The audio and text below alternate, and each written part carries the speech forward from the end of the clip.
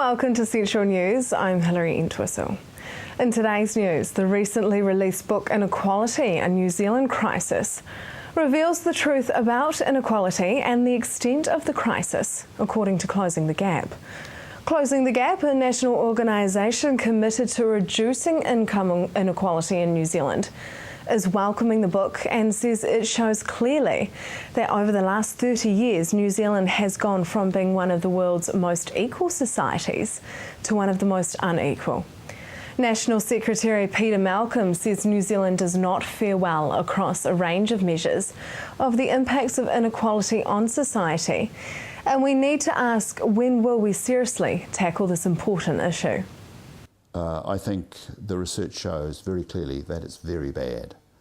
Those figures that I quoted earlier about the 80% and 100% increases in the top salaries over the last 30 years compared with almost zero, in some cases negative increases in income over the last 30 years for the bottom of the group, suggests a very bleak, very bad picture.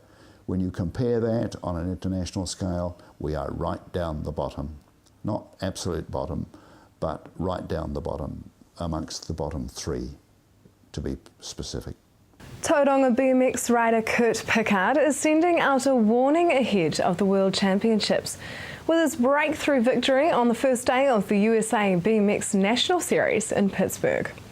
The 22-year-old Olympian's first grand finals win in the US was against some of BMX's big names, which he will face in this month's UCI BMX World Championships in Auckland, including two-time Olympic champion Maris Stombergs from Latvia. Unbeaten in the qualifying motos and elimination rounds, Pickard won the grand final ahead of World Championship-bound Americans Corbin Shara and David Herman, while Stormberg crashed after leading his semi-final.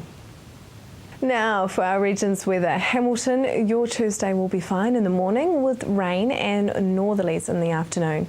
Your expected high is 13 and an overnight low of 4. Tauranga fine during the day and then the evening there will be some rain. Your expected high is 14 with an overnight low of 4. Just ahead, the colourful streets of Greaton.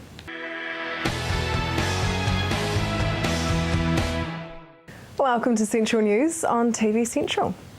Winter is definitely here and we have all begun to rug up warm in our woolies, but so have the trees of Greaton. Some local ladies have taken to the suburb with yarn bombing. So what is yarn bombing? Yarn bombing is graffitiing anything. It's done hugely in Europe and England and all around the world, I suppose, and it's just getting out there and putting colour on things. Why did you guys want to do this? Actually, it was Belinda's idea, and she has been wanting to do it for a long time and hounded for someone to help her organise it, and then we did.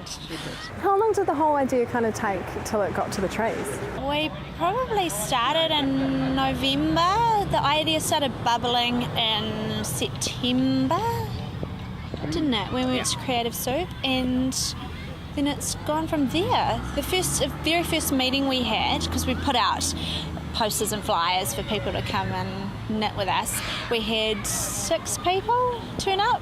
Like, oh no, this is going to be a flop. We kept going and eventually ended up with 22 trees being yarn bombed out of the 30 that we wanted to, so that's not too bad. And how long did it take to actually put up the trees? We did it on Sunday. Everyone got here around 9 o'clock and I'd say it was finished by 12 o'clock. Yeah, so 3 hours. It was just like a massive people activity right through Greaton. Ladders. Needles. So who else is involved? There's a lot of people. Groups like the Breast Cancer Support Services survivors, there's about 4 of them who have knitted away, and individuals from the community, just amazing individuals. A lady, Pat, she's like an international weaver or wool dyer, and Glennis, who makes spinning wheels. right through to people who have never knitted before, like myself, who have just learned how to knit, especially for this project. My mother-in-law in Auckland got roped in. So you've never actually knitted before, but Belinda, are you quite skilled? I am, yeah, I knit all sorts. I crochet. We're going to have a lesson thing next in a couple of weeks, teaching some crochet ways. Because one thing that's developed out of this is a Crafternoon tea group with a lady called Emily Mowbray, and she hosts these Crafternoon teas, and we all get together, we sit under her cherry tree and knit and crochet and babble, and she wants to take it on to teaching from here. And what has been the feedback so far from people? It's been quite awesome, really. We've had phone calls and emails. The feedback's really amazing. People just love it. They like to touch it, and there's been lots of photos. It's been awesome, the feedback. And what about from the community? They come into my shop and they just love it. They know that they figured that I was probably involved in it, and yeah, I had one lady come in who said she suffers from depression, and she said it's just made her week, that she just walks around looking at the different art installations, and yeah, so it's great. Yeah, lots of comments like that. People have said they just feel happy looking at them. It's just so joyful. Yeah, and that we're crazy. A little bit nuts. Yeah. Has there been a particular piece that people are particularly looking at? Like, is there a favourite that's kind of coming up out of it? I think the most talked about one would be the pink one, the breast cancer tree. But it's hard to pick a favourite because they all look so amazing. I can't pick a favourite. Can you describe some of those pieces? Yeah, so there's a tree outside DTR which was knitted by a lady who knitted all her scraps and managed to knit about 20 metres worth of knitting, but never got to putting them all together because she had a heart attack. We managed to knit it all together and put it on the tree for her, but it's quite a special tree, and we hope that, we don't know who she is, and the pieces were donated and delivered, so we hope somehow we could get to her and show her what she did, because it's a pretty special story. Cruising down the road a little bit more, there's the fish shop tree, and that was made by a group of probably 5 ladies. They called themselves the Knit Witches. And it's all sea themed, so all the colours are blues and greens, and they've got starfish and fish and what have you, and they probably did that tree in just a couple of weeks. Actually, they're amazing. Then there's the Westpac tree, which has got, if you look really closely, little money bags hanging off it with coins. The one next to that's got a spring theme, hasn't it, Belinda? And you'll see hanging between those ones is bunting. This tree behind us is probably a spring theme tree. Are you sure? What is it? Spring theme. Yeah. But she managed to go all the way up the branches. It was incredible. Took her quite a while to She put brought her them up. husband to help install it. We didn't all have that. Yeah. Now, Belinda, tell us the story behind your tree. My tree just took a lot of planning, a lot of thought, and it took me about 10 to 12 days to make because I'd talked about it for a long time, and then I decided I better actually do it because I was getting the frown from Victoria. So you've had a whole year to plan it, and you knitted your tree in about a week? Yeah, I took a week to actually make mine. Well, thank you very much to the both of you, and good luck with the rest of the yarn bombing. That is definitely a must-see, and it will be up for another fortnight. Coming up next, the police's reaction to their alcohol policy.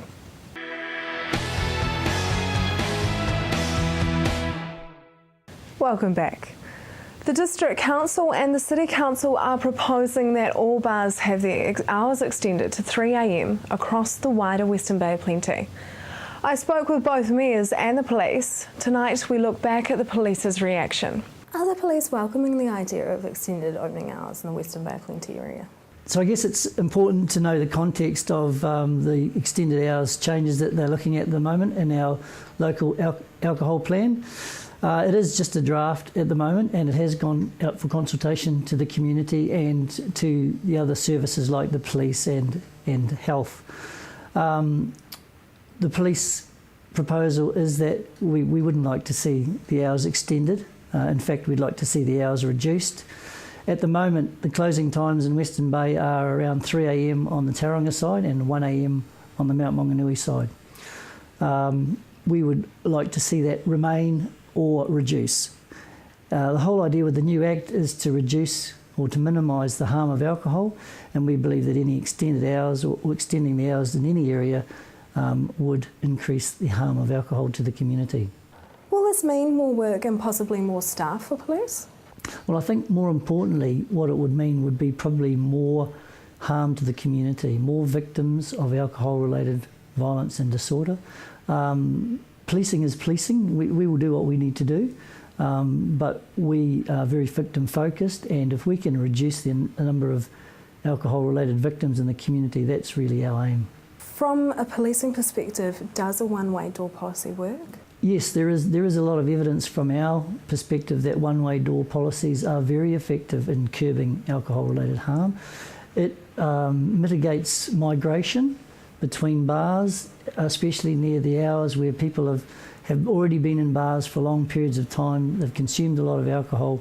They've got to the stage where they're either thinking about going home or sometimes moving to another bar. We would prefer that they went home.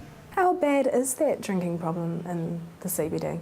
Well, I think really it's not a Tauranga problem, it's a community problem. We have a binge drinking culture in New Zealand, and I don't think anyone would deny that, and that is why some of the changes have been made to the Sale and Supply of Alcohol Act.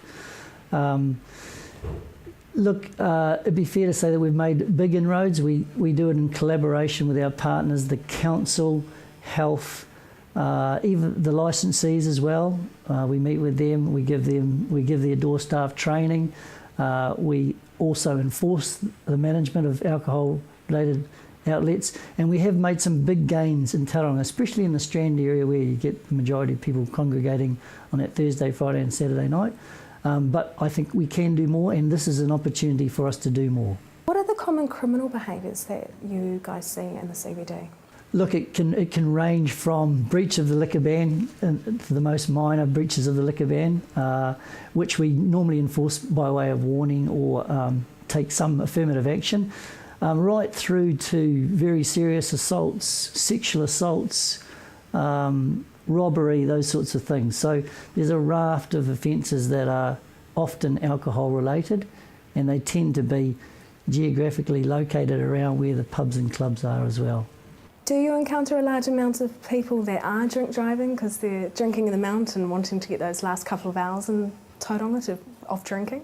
Yes, we do. We do have some migration from Mount Maunganui to Tauranga, but you probably find that those people would have driven anyway, we believe. If they haven't driven back towards Tauranga, they will have been driving in another direction back towards home. So those are people who have actually had too much to drink even when the bars close at 1 o'clock in Mount Maunganui, and make a stupid decision. So I think by leaving the bars open longer, there's only going to be more people making those stupid decisions. The council doesn't want to change any restrictions on industrial areas for having licensed premises. The police are opposing that. Why are you opposing that? Look, industrial areas tend to be quite isolated, or alcohol outlets and licensed on licences in industrial areas tend to be quite isolated, and we find that they don't have the type of capable guardians that you have generally driving past or walking through in relation to other alcohol outlets. So there is a danger there that people can be exposed by being in those isolated areas. In the council's meeting, they have discussed not to restrict the number of bars, taverns and restaurants, licensed restaurants across the sub-region. What are your thoughts on that? Look, it really we don't really have an opinion one way or the other on that. We believe it's more about the geography, where these outlets are located, especially around off licences, proximity to places like to high schools and primary schools. So that's the sort of area that we're more concerned about. Are most bars that you work with cooperative? Yes, they are. By and large, the licensees are very good. We have worked with them over several years to get the relationship we have now. I wouldn't say that it was always like that, But certainly now we have a good relationship with them, and generally they're cooperative about trying to reduce the alcohol-related harm as we are. What do you think has led to that strengthening of relationships there? Look, I think we're in the pubs more often. We have a dedicated team of alcohol harm-related officers that are going from pub to pub. They're knowing the publicans now, and they're setting a very high expectation of what the behaviour that's expected in pubs and clubs and around the policy. How do the police try to stop preloading under the city centre night management plan? Well, one of our big gains that we've had around preloading is the closure of the reclamation car park. So that closes at 10 o'clock at night. So we used to get a lot of people congregating there and drinking because they could see the bright lights and listen to the music and still basically enjoy themselves in the car park. But because of the fact that it's closing now, we don't get as much preloading. If you visit either council's website, you can view the draft policy. Just ahead, taking to the ring to fight it out for youth.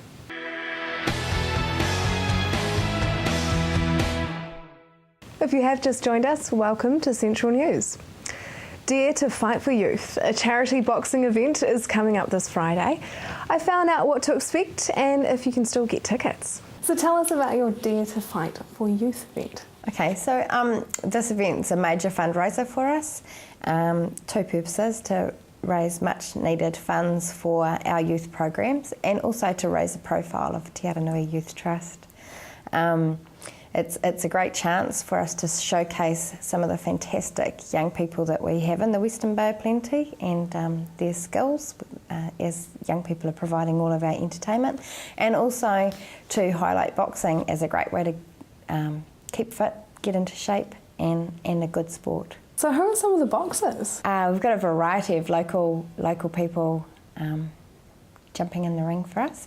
So we've got 2 police firefighter fights. We've got 2 women representing gyms. Deirdre Lack is representing Ocean Blue Health Club, and Laura Eccleston is fighting for Global Fitness.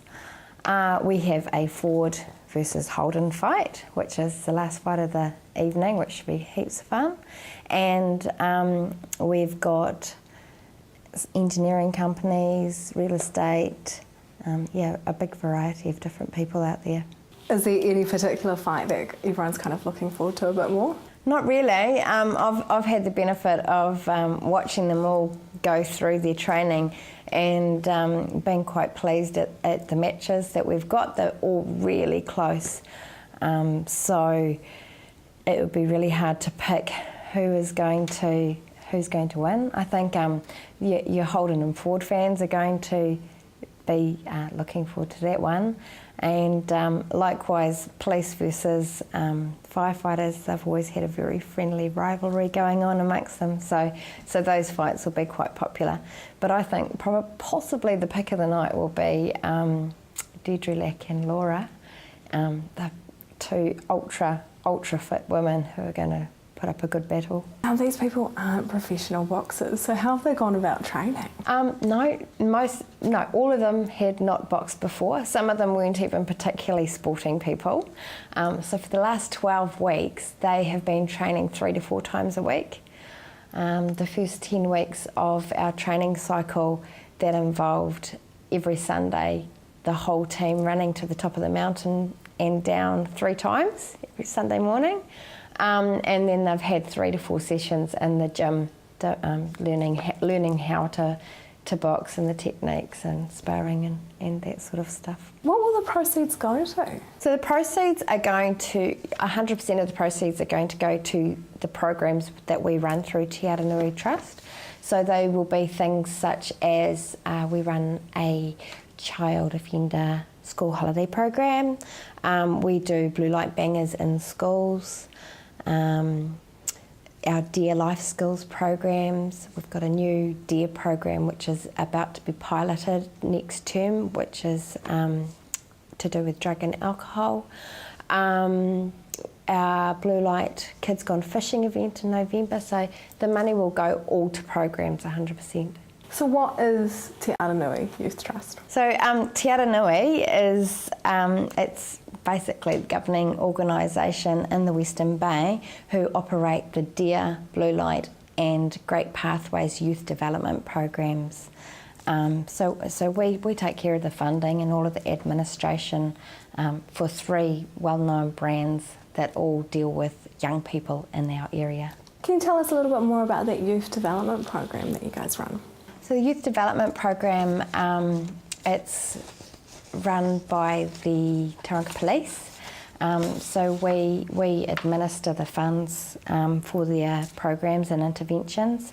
There are 3 youth workers and 1 youth aid officer who work with child offenders and their families, and they work with them to ensure that they don't get on the path to going downhill, and that any reason why they may have been doing their offending, which may be something as simple as truancy or tagging, things like that, that they address those issues so that they stop doing it, basically.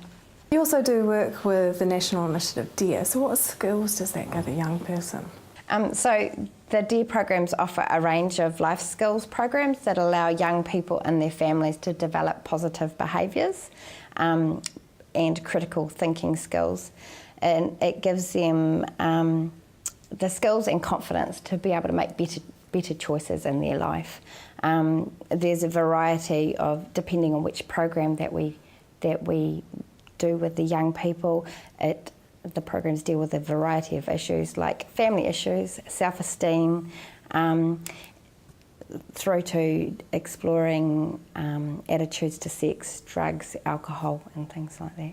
And what is Blue Light?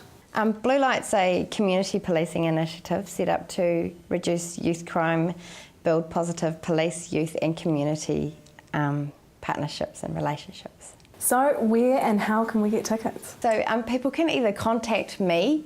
We have a Fight for Youth website, and which the web address is www.fight-foryouth.co.nz. There's an online form there which will come directly to me. Or they can search for us on Event Finder, and I believe they could purchase tickets at Creative Tauranga. That is on this Friday, the 12th of July at ASB Park Stadium, and you can still get tickets at eventfinder.co.nz. That is the news for today. We really want you to be involved, so like us on Facebook and let us know your views. If you have news including your own video and photos, go to our website and hit upload. Thanks for joining us. I will be back tomorrow night with more guests from in and around the regions. I'm Hilary Entwistle. Have a lovely evening.